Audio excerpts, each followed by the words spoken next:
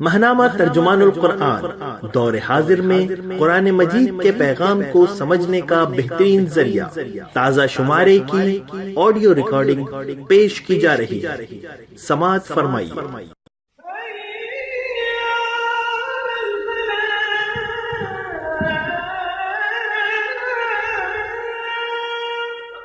بسم اللہ الرحمن الرحیم۔ اشارات۔ موضوع: کیا ابلاغ عامہ ہی اصل چیلنج ہے؟ تحریر: ڈاکٹر انیس احمد۔ ماہانہ عالمی ترجمان القرآن، مئی 2019۔ نظریاتی تحریکات کو اکثر ایسے مواقع پیش آتے ہیں جب دعوتی میدان میں یا بعض اوقات سیاسی محاذ پر متوقع کامیابی حاصل نہیں ہوتی، اور تحریک کے ہمدرد اور بہی خواہ ہی نہیں، خود اس کے کارکن اور ذمہ دار افراد بھی یہ سوچنے پر مجبور ہو جاتے ہیں کہ کمی کمزوری کہاں ہے، ہماری اپنی دعوت میں، ہمارے طریقے دعوت میں، ہماری شہرت اور عوامی تصویر میں، عوام الناس کی عقل و فہم اور تعلیم میں، یا ہمارے اسلوب دعوت اور عوامی ذہن و مسائل کے صحیح طور پر سمجھنے میں۔ یہ عام مشاہدے کی بات ہے کہ انسان اپنی کامیابی کے نتیجے میں اپنی قوت پر نازاں ہوتا ہے اور ناکامی سے اعصابی تناؤ اور مایوسی کا شکار ہوتا ہے۔ تاہم ایسے مواقع پر خود احتسابی اور رک کر اپنا جائزہ لینا عمل خیر ہے، جو مستقبل کی حکمت عملی وضع کرنے میں مددگار ہوتا ہے۔ تحریک اسلامی اور خود احتسابی۔ پاکستان میں تحریک اسلامی کی تاریخ کے دوران کئی بار ایسے مواقع آئے جب اس نے رک کر یہ غور کیا کہ کیا وہ اپنے مقصد اور نصب العین پر قائم ہے، یا کہیں انحراف کے کچھ پہلو رونما تو نہیں ہو رہے ہیں۔ پھر یہ سوال بھی زیر بحث آیا کہ کیا اس کا طریقہ کار درست خطوط پر جاری و ساری ہے، یا اس میں کسی تبدیلی کی ضرورت ہے۔ جماعت اسلامی کو اس کے قیام کے تقریباً 16 سال بعد اس نوعیت کا ایک مرحلہ پیش آیا۔ چنانچہ 1957 میں اس کے بعض ذمہ دار ارکان نے یہ محسوس کیا کہ ملکی سیاست میں براہ راست حصہ لینے سے شاید جماعت اپنے ہدف سے ہٹ گئی ہے۔ اس صورتحال پر داعیہ جماعت اسلامی نے کل پاکستان اجتماع ارکان میں تمام شرکاء کے سامنے اپنا موقف پیش کیا، اور جو ارکان اس رائے سے اختلاف رکھتے تھے انہیں بھی اپنی پوری بات تفصیل سے بیان کرنے کا پورا موقع دیا۔ اس طرح غور و فکر اور تبادلہ خیالات کے بعد استصواب رائے ہوا تو داعیہ تحریک کی پیش کردہ قرارداد کے حق میں 920 ارکان نے اور اس سے اختلاف کرتے ہوئے 15 ارکان نے رائے دی۔ جولائی 2018 میں قومی انتخابات کے نتائج پر تحریکی قیادت نے اس صورتحال کی اصلاح کے لیے کارکنوں اور ہم خیال افراد سے اجتماعی ملاقاتیں کی، مختلف مقامات پر اجتماعات میں سوال و جواب کی نشستوں کا اہتمام کیا۔ تو اس دوران میں یہ سوال کسی نہ کسی شکل میں سامنے آیا کہ ہمیں سیاست میں حصہ لینا چاہیے یا حصہ نہیں لینا چاہیے۔ مولانا مودودی رحمہ اللہ نے سیاست اور غیر سیاست کا جواب 9 اپریل 1945 کو اس طرح دیا تھا: ہماری دعوت کے متعلق عام طور پر جو یہ بات کہی جاتی ہے وہ یہ ہے کہ ہم حکومت الہیہ کے قیام کی دعوت دیتے ہیں۔ لوگ یہ سمجھتے ہیں کہ حکومت الہیہ سے مراد محض ایک سیاسی نظام ہے، اور ہماری غرض اس کے سوا کچھ نہیں کہ موجودہ نظام کی جگہ وہ مخصوص سیاسی نظام قائم ہو۔ پھر چونکہ اس سیاسی نظام کے چلانے والے لامحالہ وہی مسلمان ہوں گے جو اس کے قیام کی تحریک میں حصہ لے رہے ہوں، اس لیے خود بخود اس تصور میں سے یہ معنی نکل آتے ہیں یا ہوشیاری کے ساتھ نکال لیے جاتے ہیں کہ ہم محض حکومت چاہتے ہیں۔ اس کے بعد ایک دین دارانہ واز شروع ہوتا ہے اور ہم سے کہا جاتا ہے کہ تمہارے پیش نظر محض دنیا ہے، حالانکہ مسلمان کے پیش نظر دین اور آخرت ہونی چاہیے۔ اگر کوئی شخص ہمارے لٹریچر کو کھلے دل کے ساتھ پڑھے تو بآسانی یہ بات کھل سکتی ہے کہ ہمارے پیش نظر صرف ایک سیاسی نظام کا قیام نہیں ہے، بلکہ ہم چاہتے ہیں کہ پوری انسانی زندگی انفرادی اور اجتماعی میں وہ ہمہ گیر انقلاب رونما ہو جو اسلام رونما کرنا چاہتا ہے۔ اگر ہم اپنی دعوت کو مختصر طور پر صاف اور سیدھے الفاظ میں بیان کرنا چاہیں تو یہ 3 نکات پر مشتمل ہوگی۔ نمبر 1، یہ کہ ہم بندگان خدا کو بالعموم اور جو پہلے سے مسلمان ہیں ان کو بالخصوص اللہ کی بندگی کی دعوت دیتے ہیں۔ نمبر 2، یہ کہ جو شخص بھی اسلام قبول کرنے یا اس کو ماننے کا دعویٰ یا اظہار کرے اس کو ہم دعوت دیتے ہیں کہ وہ اپنی زندگی سے منافقت اور تناقض کو خارج کرے، اور جب وہ مسلمان ہے یا بنا ہے تو مخلص مسلمان بنے اور اسلام کے رنگ میں رنگ کر یک رنگ ہو جائے۔ نمبر 3، یہ کہ زندگی کا نظام جو آج باطل پرستوں اور فساق و فجار کی رہنمائی اور قیادت و فرما روائی میں چل رہا ہے، اور معاملات دنیا کے انتظام کی زمام کار جو خدا کے باغیوں کے ہاتھ میں آ گئی ہے، ہم یہ دعوت دیتے ہیں کہ اسے بدلا جائے اور رہنمائی و امامت نظری اور عملی دونوں حیثیتوں سے مومنین صالحین کے ہاتھ میں منتقل ہو۔ اسی بات کو 1957 کے خصوصی اجتماع ارکان میں مولانا مودودی رحمہ اللہ نے اپنی مفصل تقریر میں بیان فرمایا اور بتایا کہ جماعت اسلامی کی دعوت کے 4 نکات: 1، تطہیر افکار و تعمیر افکار، نمبر 2، صالح افراد کی تلاش و تنظیم و تربیت، نمبر 3، اجتماعی اور معاشرتی اصلاح کی سعی، اور نمبر 4، نظام حکومت کی اصلاح کے لیے جمہوری ذرائع سے منظم کوشش۔ یہ نکات کسی وقتی ضرورت کی بنا پر وجود میں نہیں آئے، بلکہ قرآن و سنت رسول صلی اللہ علیہ وآلہ وسلم اور خلفائے الراشدین رضی اللہ عنہم اجمعین کے اسوہ کا تحقیقی مطالعہ کرنے کے بعد متعین کیے گئے ہیں۔ قیام پاکستان سے قبل حالات میں چوتھے مقصد کے لیے نکلنا ممکن نہ تھا، لیکن قیام پاکستان اور قرارداد مقاصد کے منظور ہونے کے بعد جب یہ موقع ملا تو بھرپور انداز میں دینی اور ملکی ترجیحات کی روشنی میں بروئے کار لایا گیا۔ ایک نظریاتی، اصلاحی اور دعوتی جماعت جو ان 4 بنیادی اجزاء کو بنیادی اہمیت دیتی ہو، یعنی تطہیر افکار اور تعمیر افکار، تعمیر سیرت و کردار، تنظیم افراد اور تبدیلی امامت، اسے محض ایک سیاسی جماعت نہیں کہا جا سکتا، نہ اسے محض ایک دعوتی جماعت کہا جا سکتا ہے۔ اس کی ساخت ان تمام سیاسی جماعتوں سے مختلف ہوتی ہے جن کے بنیادی مقاصد، اہداف میں تعمیر کردار اور تعمیر افکار کو مرکزیت حاصل نہیں ہوتی، بلکہ وہاں پر جہاں مرکزیت شخصی اور گروہی مفادات کو حاصل ہوتی ہے، نیز سیاسی جماعت کے قائد سے غیر مشروط وفاداری ہی کی بنیاد پر سیاسی جدوجہد ہوتی ہے، اور ان سب کا مفاد صرف اقتدار کا حصول ہوتا ہے۔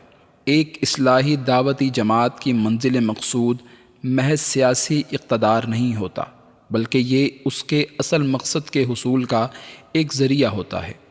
جن مقامات پر قیادت کا حصول حالات کی بنا پر ممکن نظر نہ آتا ہو، وہاں بھی اقامت دین کے یہ 4 عناصر اس کا تشخص برقرار رکھتے ہیں۔ البتہ چوتھے عنصر کے لیے کوشش کی جاتی ہے، جس کے نتیجے میں تبدیلی قیادت کی عملی جدوجہد پروان چڑھ سکے، اور جب اور جس حد تک حالات اس کی اجازت دیں اس میدان میں سرگرم ہوا جاتا ہے۔ ان 4 اجزاء پر مناسب تناسب کے ساتھ بیک وقت عمل کی کوشش کی جاتی ہے، البتہ اس راہ میں توازن کا اہتمام ضروری ہے، اور اگر توازن برقرار نہ رہے تو ترقی کا عمل متاثر ہوتا ہے۔ یہ 4 عناصر نہ تو زمانے کی پیداوار ہیں اور نہ کسی ایک فرد کے ذہن کی تخلیق ہیں، بلکہ جو متلاشی حق خلوص نیت کے ساتھ قرآن سے ہدایت طلب کرے گا اور سیرت پاک صلی اللہ علیہ وآلہ وسلم پر غور کرے گا، وہ انہی 4 عناصر تک پہنچے گا۔ یہی وجہ تھی کہ سید ابو العلا مودودی مرحوم اور حسن البنا شہید، جو کبھی زندگی میں نہ ملے اور نہ خط و کتابت کی اور نہ ایک دوسرے کی تحریروں کا مطالعہ کیا، لیکن دونوں نے انہی 4 عناصر کو اپنی تحریکات کا ستون قرار دیا۔ تشکیل نو کا پہلو: انسانی ذہن جب بھی دعوت اسلامی کی کامیابی یا ناکامی کو عددی پیمانے یا سیاسی کامیابی سے وابستہ کر دیتا ہے تو پھر اس کا اعتماد اپنی دعوت کے حق ہونے اور طریقہ کار کے اسوہ حسنہ پر مبنی ہونے میں بھی متزلزل ہونا شروع ہو جاتا ہے۔ بلا شبہ اگر تحریک اسلامی محض ایک سیاسی جماعت ہوتی تو نعروں کے بدلنے سے نتائج پر فرق پڑ سکتا تھا، لیکن جب تک وہ ایک ہماگیر دعوتی و اصلاحی جماعت ہے، اسے ایسی کسی نئی شناخت برانڈنگ کی ضرورت نہیں۔ البتہ اسے انتہائی بے لاگ اور ناقدانہ خود احتسابی کی ہمیشہ ضرورت رہے گی، اور اسی میں اس کے لیے خیر ہوگی۔ بلا شبہ برقی ابلاغ عامہ آج عوام کی رائے سازی میں اہم کردار ادا کر رہے ہیں۔ پھر ایک واضح ثقافتی الغار NGOs کے تعلیمی منصوبوں اور ابلاغ عامہ کے اشتہارات، ڈراموں اور موسیقی کے پروگراموں کے ذریعے ہو رہی ہے۔ ساتھ ہی سوشل میڈیا کے ذریعے بے راہ روی، فکری انتشار، مذہب سے دوری، حتیٰ کہ دہریت کی طرف دھکیلا جا رہا ہے، اور آزادی اظہار کے نام پر یہ سارا کام بغیر کسی روک ٹوک کے کیا جا رہا ہے۔ سوشل میڈیا کی اس اثر انگیزی اور کثرت استعمال کی بنا پر بعض تحریکی ہمدرد بھی یہ سوچنے لگے ہیں کہ اگر اپنے فکری مخالفین کا دو بدو مقابلہ نہیں کیا جاتا تو سوشل میڈیا پر مخالفین ہی کا بیانیہ چھایا رہے گا۔ یہ بات بظاہر درست معلوم ہوتی ہے کہ موعظہ حسنہ محض تلقین اور تحریر تک محدود نہیں ہونی چاہیے۔ اگر آج برقی ابلاغ عامہ کی سہولت ہم اپنا لیں گے تو ہماری بات لاکھوں افراد تک پہنچ جائے گی۔ یہ تمنا لازماً قابل احترام ہے، لیکن اس کے باوجود تجربہ بتاتا ہے کہ ذاتی ربط اور براہ راست فیس ٹو فیس تبادلہ خیال کا کوئی متبادل نہیں ہو سکتا۔ پھر یہ پہلو بھی قابل غور ہے کہ کیا دعوت کا مطلب بہت سے لوگوں تک تحریک یا لیڈر کے نام کا پہنچنا ہے، یا دعوت کا مطلب تربیت اخلاق اور تعمیر سیرت و کردار کا نام ہے؟ اور کیا یہ نصب العین صرف سوشل میڈیا سے حاصل ہو سکتا ہے؟ سوشل میڈیا کا تیز رفتاری سے لاکھوں افراد تک پیغام پہنچانا اپنی جگہ اہم صحیح، لیکن کیا اس کے ذریعے نفس مضمون کی وضاحت اور وہ تشریح ہو سکتی ہے جو فرد اور فرد کے براہ راست رابطے میں پائی جاتی ہے؟ دعوت ایک ایسا ہمہ پہلو عمل ہے کہ اس کے علاوہ کوئی چیز ایک فرد سے ذاتی رابطے کا بدل نہیں ہو سکتی۔ ذاتی رابطہ ہی انسان کو دوسرے انسان کی فکر اور سیرت سے متاثر کرتا ہے۔ برقی ذرائع ابلاغ ایک فرد کی قوت فہم، تجزیہ و تحقیق کے بجائے جلد نتائج کی عادت کو پروان چڑھاتے ہیں، اور فرد میں توجہ دینے کا پیمانہ انتہائی مختصر ہو جاتا ہے۔ موجودہ ماحول میں اس بات کی شدید ضرورت ہے کہ توجہ کے ساتھ کتب بینی کے رواج کو زندہ کیا جائے، سفری لائبریری اور مطالعہ گھر قائم کیے جائیں، اور تحریکی لٹریچر کو جدید ابلاغی آلات کے ذریعے بھی سمجھایا جائے۔ مثال کے طور پر ممکن ہو تو کسی کتاب کے ایک باب یا 20-25 صفحات کا مطالعہ کرنے کے بعد مطالعے کی بنیاد کو سامنے رکھ کر 5 سے 7 منٹ کا پاور پوائنٹ حاصل مطالعہ تیار کیا جائے۔ اگر اجتماعی مطالعے کی صورت ہے تو سامعین کو سوالات کی دعوت دی جائے، اور پھر ان سوالوں کے جوابات اجتماعی طور پر تلاش کیے جائیں۔ بعض جگہ یہ کہا جاتا ہے کہ دعوت اور تنظیم کو مقبول بنانے کے لیے دعوتی اور سیاسی کاموں کو 2 الگ الگ شعبوں میں بانٹ دیا جائے۔ ایک شعبہ تطہیر افکار اور تعمیر سیرت و کردار میں مصروف ہو، اور دوسرا شعبہ سیاسی مہم جوئی کے لیے وہ تمام حربے استعمال کرے جو سیاسی جماعتیں استعمال کرتی ہیں، تاکہ تبدیلی قیادت میں کامیابی جلد از جلد حاصل کی جا سکے۔ ایسی تحریک کہ جو دین کے جامع تصور کی علم بردار ہو، اسے دوسری سیاسی جماعتوں پر قیاس کرنا ہی بنیادی غلطی ہوگی۔ دین کے جامع تصور کے بجائے دین و سیاست کی علیحدگی اختیار کرنا نہ صرف تحریک کی شناخت تبدیل کرنا ہوگا، بلکہ اس کی بنیادی فکر سے بھی انحراف ہوگا۔ البتہ فرق اگر پیدا ہو سکتا ہے تو صرف اس بنیاد پر کہ دین کے ہماگیر تصور کے ساتھ عصری مسائل پر دلائل و نصوص پر مبنی موقف کو پیش کیا جائے، تاکہ عوام کو دوسری سیاسی جماعتوں کے موقف اور تحریک کے موقف میں واضح فرق نظر آئے۔ سوشل میڈیا کے ذریعے دعوت اور شخصی رابطہ۔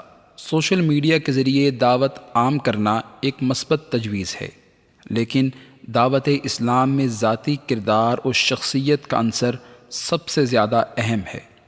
اسی لیے انبیاء علیہم السلام کو مجسم دعوت بنا کر بھیجا گیا کہ ان کا ہر عمل، وہ مسکراہٹ ہو یا غصے پر قابو پانا، وہ اہل خانہ کے ساتھ نرمی و احترام ہو یا شرک اور کفر کے خلاف پوری قوت سے جہاد کرنا، وہ تجارتی معاملات میں ایمانداری اور شفافیت ہو یا عہد کی پابندی نبھانا، غرض شخصیت کا اعلیٰ معیار لوگوں کے سامنے موجود ہو۔ ان انبیاء کرام علیہم السلام کے پیروکاروں کو اسی طرح لوگوں کے سامنے دعوت کا نمونہ بننا ہے۔ یہ مقصد برقی پیغام رسانی سے چاہے وہ کتنے دل فریب چاٹوں پر مشتمل کیوں نہ ہو، کما حقہ حاصل نہیں ہو سکتا۔ ویسے بھی اس وقت سوشل میڈیا پر پھیلائی جانے والی اکثر معلومات کا غیر مصدقہ ہونا واضح ہے۔ ان خامیوں کے باوجود اس کا محدود استعمال تو ہونا ہی چاہیے، لیکن یہ استعمال کسی بھی نظریاتی اور اصلاحی جماعت کو لٹریچر سے بے نیاز نہیں کر سکتا۔ کتاب اور معلم کتاب دو ایسے قرآنی اصول ہیں جو وقت اور مکان کی قید سے آزاد دعوت اسلامی کے بنیادی مقصد کو پورا کرتے ہیں، اور جن کا تذکرہ قرآن کریم کے صفحات پر پھیلا ہوا ہے۔ تذکیر بالقرآن اور تذکیر بسیرۃ النبی صلی اللہ علیہ وآلہ وسلم کا اسوہ اور الکتاب کی تعلیم ہی دین ہے۔ یہی دین کی عالمگیر دعوت اور دین کی مکمل شکل ہے۔ نئی روپ کاری، ری برانڈنگ ان اداروں کے لیے ضروری ہوتی ہے جن کا وجود منڈی کی معیشت کا محتاج ہوتا ہے۔ وہ عملاً خریدار یا صارف کو اپنا والی وارث قرار دیتے ہوئے وہی رنگ ڈھنگ اختیار کرتے ہیں جو ان کے من کو بھاتا ہو۔ تاجر اور صنعت کار کے لیے صارف کی خواہش اور طلب ہی اصل حق ہوتا ہے۔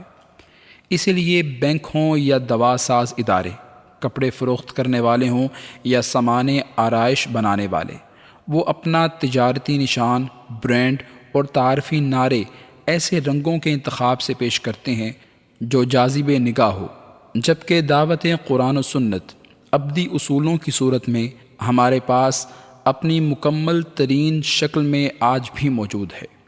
اس میں کوئی تعلیم نہ پرانی ہوئی ہے، نہ اس کی حقانیت میں کوئی کمی واقع ہوئی ہے۔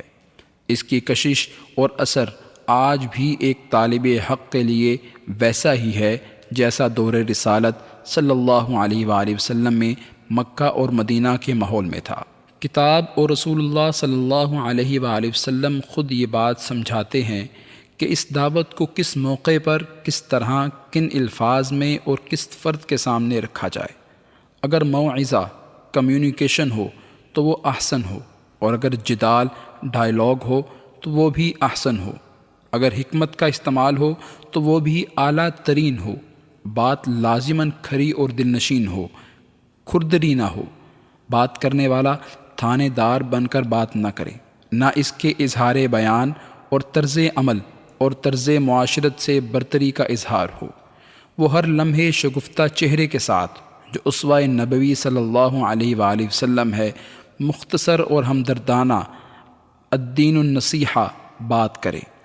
دعوت اور طریق دعوت کو دل سوزی سے پیش کرنے کے باوجود اگر کوئی بات نہ مانے تو اسے چھوڑ کر اس سے کٹ نہ جائے، یعنی مایوسی کا شکار ہونے کے بجائے مسلسل اپنا کام جاری رکھے، حتیٰ کہ رب کریم خود ان افراد کے دلوں کو حق کے لیے کھول دے۔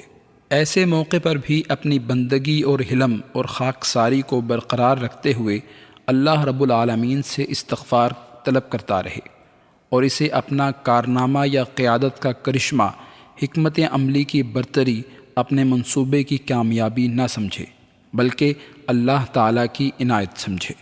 کامیابی کا معیار۔ دعوت و فکر میں کامیابی کا پیمانہ ووٹ نہیں ہے، بلکہ اپنی جانب سے مکمل کوششیں کرنا اور اللہ تعالیٰ سے مسلسل استعانت کی طلب اور ہمہ وقت امید پر قائم رہنا ہے۔ اگر اللہ تعالیٰ کی مدد اور نصرت سے اقتدار مل جاتا ہے، جب بھی اسے کامیابی قرار نہیں دیا جا سکتا کہ اس راہ میں اصل کامیابی تو آخرت کی کامیابی ہے۔ سیاسی نتائج کامیابی کا حتمی معیار نہیں ہے۔ کارکردگی کے معیارات للہیت، تعلق باللہ، بندگی رب، احتساب نفس، عدل و انصاف کا قیام اور اپنے دائرہ اختیار میں بے راہ روی کو دور کرنا ہے، معروف کا قائم کرنا اور منکر کا کم سے کم ہو جانا ہے۔ یہاں بھی یہ شرط نہیں ہے کہ 100% افراد اہل حق بن جائیں، حتیٰ کہ ریاست مدینہ جیسے معاشرتی عدل کے باوجود منافقین اور فاسقین کی ایک تعداد موجود رہی۔ اس لیے کامیابی کا پیمانہ محض افراد کی گنتی یا انتخابات میں ووٹ کی تعداد نہیں ہے، بلکہ ہماری اپنی مسلسل کوشش اور جد و جہد کا صحیح معنوں میں اثار و قربانی، درست سمت اور مستقل مزاجی پر مبنی ہونا ہے۔ اصولی حکمت عملی: جن امور پر سنجیدگی سے غور کرنے کی ضرورت ہے، ان میں اولین چیز خود اس لٹریچر کا مطالعہ ہے جو اس تحریک کو شروع کرتے وقت لکھا گیا تھا۔ یہ خیال بے بنیاد ہے کہ انقلابی اور اصولی تحریریں وقت گزرنے کے ساتھ ماضی کا قصہ بن جاتی ہیں۔ اگر آج بھی کوئی طالب علم یہ خواہش رکھے کہ وہ فقہ اسلامی میں کوئی نئی راہ نکالے، تو اسے سب سے پہلے مقاصد شریعت اور فقہ کے ان اصولوں کو سمجھنا ہوگا کہ جن کی بنیاد خلفائے راشدین رضوان اللہ عنہم اجمعین اور صحابہ کرام رضی اللہ عنہم اجمعین نے رکھی، اور جن کی روشنی میں تمام عظیم المرتبت فقہا، مجددین اور صلحائے امت نے ہر دور میں فکری اور عملی رہنمائی کی۔ اس سلسلے میں امام مالک، امام ابو حنیفہ، امام ابو یوسف، امام محمد، امام ابن حنبل، امام شافعی، امام غزالی، امام ابن تیمیہ، امام شاہ ولی اللہ وغیرہ کے قرآن و سنت پر مبنی روشن کردہ چراغ آج بھی منارۂ نور ہیں۔ ایسے ہی تحریک اسلامی کی اخلاقی بنیادیں کیا ہیں؟ اس کا مقصد تاسیس کیا ہے؟ اس کا طریقہ کار کیا ہونا چاہیے؟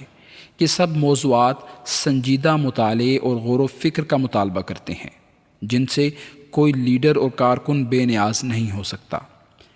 تحریک اسلامی کا آئندہ لائحہ عمل اس لحاظ سے ایک انتہائی اہم دستاویز ہے جو طے کرتی ہے کہ کس طرح ایک دعوتی و اصلاحی تحریک صبر و استقامت اور حکمت عملی کے ساتھ اپنا سفر رواں دواں رکھتی ہے، اور اس کا یہ سفر کس طرح ان 4 اجزاء کے متناسب طور پر اختیار کرنے سے طے ہو سکتا ہے۔ قیام پاکستان کے بعد سیاسی سرگرمی میں حصہ لینا جماعت کی دعوت میں کوئی اضافہ نہ تھا اور نہ تحریف۔ یہ خیال ایک بے بنیاد مفروضہ ہے کہ قیام پاکستان سے پہلے تو جماعت اسلامی ایک دعوتی جماعت تھی، اسی لیے متعدد صاحبان علم اس میں شامل ہو گئے تھے، لیکن قیام پاکستان کے بعد جب جماعت نے اصلاح معاشرہ کا فریضہ ادا کرنا شروع کیا تو وہ سیاسی جماعت بن گئی، تو اس لیے وہ احباب اس سے الگ ہو گئی۔ یہ درست بات نہیں ہے۔ جماعت پہلے ہی دن سے اسلام کے مکمل نظام زندگی ہونے پر یقین رکھتی ہے۔ اس کے نزدیک اقامت دین ہر مسلمان اور بحیثیت مجموعی پوری امت مسلمہ کا مقصد زندگی اور مقصد وجود ہے، اور یہی اس کی امتیازی شان ہے۔ دعوتی اور سیاسی پہلو میں توازن۔ ان معروضات کا دوسرا پہلو بہت زیادہ غور طلب ہے کہ کیا دعوت کے 4 اجزاء پر گزشتہ اشروں میں واقعی صحیح تناسب کے ساتھ کام کیا جاتا رہا ہے، یا سب سے زیادہ سرگرمیاں چوتھے جز پر مرتکز رہیں اور تطہیر افکار اور تعمیر سیرت و کردار کے باب میں کمی آ گئی؟ کیا اس ربع صدی میں جماعت کے پاس ایک مناسب تعداد ایسے افراد کی پیدا ہوئی ہے جو اس فکری کام کو اعلیٰ سطح پر آگے بڑھا سکے ہوں؟ کیا 60 اور 70 کے عشرے کے بعد ایسے کارکن پیدا ہو سکے جو چودھری غلام محمد، نعیم صدیقی، چودھری رحمت الہی، پروفیسر عبدالحمید صدیقی، سید سیاح الدین کاکا خیل، مولانا معین الدین، ڈاکٹر نذیر احمد شہید، مولانا جان محمد بھٹو، مولانا گوہر رحمان، مولانا عبدالعزیز، چودھری غلام جیلانی، ڈاکٹر سید اسعد گیلانی، پروفیسر غلام اعظم، قاضی حسین احمد، خرم مراد وغیرہ کے خلا کو پر کر سکتے ہوں؟ کیا جماعت سے وابستہ افراد کی معتد باتعداد اپنے مالی اور معاشرتی معاملات میں وہ رویہ اختیار کر سکی جو تحریک کی پہلی اور دوسری نسل کے افراد نے برقرار رکھا تھا۔ اس کا یہ مطلب نہیں کہ جماعت میں خرابیاں در آئی ہیں، تاہم اس جانب متوجہ کرنا مطلوب ہے کہ بڑے اجتماعات کی حاضری سے دعوتی نفوذ کو جانچنا درست پیمانہ نہیں ہے۔ تحریک اسلامی کا اصل سرمایہ سیرت و کردار کے حامل وہ افراد ہیں جو چاہے تعداد میں بہت کم ہوں لیکن عبادات اور سماجی زندگی کے معاملات میں سب سے افضل ہوں۔ ان میں بے لوثی، تعلق باللہ اور علمی صلاحیت سب سے زیادہ ہو۔ وہ نہ صرف قرآن و سنت اور سیرت بلکہ عالمی سیاست، معیشت اور جدید رجحانات سے براہ راست واقف ہوں یا واقفیت حاصل کرنے کا شوق رکھتے ہوں، اور ایک تعداد تو اجتہادی صلاحیت رکھتی ہو۔ سوچنے کا مقام یہ ہے کہ کیا ہم ماضی قریب میں ایسے افراد پیدا کر سکے جو 20 افراد پر علمی اور انتظامی صلاحیتوں کے لحاظ سے غالب آ سکتے ہوں؟ اگر ایسا نہیں ہو سکا تو اصل مسئلہ لیبل، نعرے اور برانڈنگ کا نہیں ہے بلکہ ان 4 اجزاء پر خود احتسابی کا ہے، اور اس کے نتیجے میں مؤثر منصوبہ بندی اور مردانہ کار کی تیاری کا ہے۔ تحریک کے چوتھے جز کا حصول اسی وقت ممکن ہے جب ہم اولین 3 اجزاء کو مطلوبہ حد تک حاصل کریں۔ تحریک سے وابستگی شہادت گہے الفت میں قدم رکھنے کے مترادف ہے۔ تحریک کی دعوت کو جسم و روح کا جز بنائے بغیر یہ خواہش کرنا کہ دعوت کا استقبال ہر طرف سے ہو ایک خام خیالی ہے۔ یہ سفر لمبا اور صبر آزما ضرور ہے، لیکن جب تک اس طویل مرحلے سے نہ گزرا جائے کامیابی عملی شکل اختیار نہیں کر سکتی۔ کوئی بھی فکری اور نظریاتی تحریک اسی وقت تک زندہ رہتی ہے جب تک اس کے تربیت یافتہ افراد تعمیر افکار اور تربیت اور مقصد سے والہانہ لگن کو اولیت دیتے ہیں۔ سیاسی موضوعات پر ایک عظیم تعداد میں جلسہ کر لینا نہ دعوت کی مقبولیت کی علامت ہے، نہ قیادت یا نعرے کی اثر انگیزی کا ثبوت۔ اصل کامیابی یہ ہے کہ وہ فکر نہ صرف ہم خیال کے دل و دماغ کو متاثر کرے بلکہ جو ابھی تک مخالفت کر رہا ہے اسے غور و فکر کرنے پر مجبور کرے۔ اسی طرح آج اصل چیلنج یہ نہیں ہے کہ کسی معجزاتی انداز میں اپنی دعوت بڑی تعداد میں لوگوں تک پہنچا دی جائے۔ آج اصل چیلنج تعمیر افکار کا ہے۔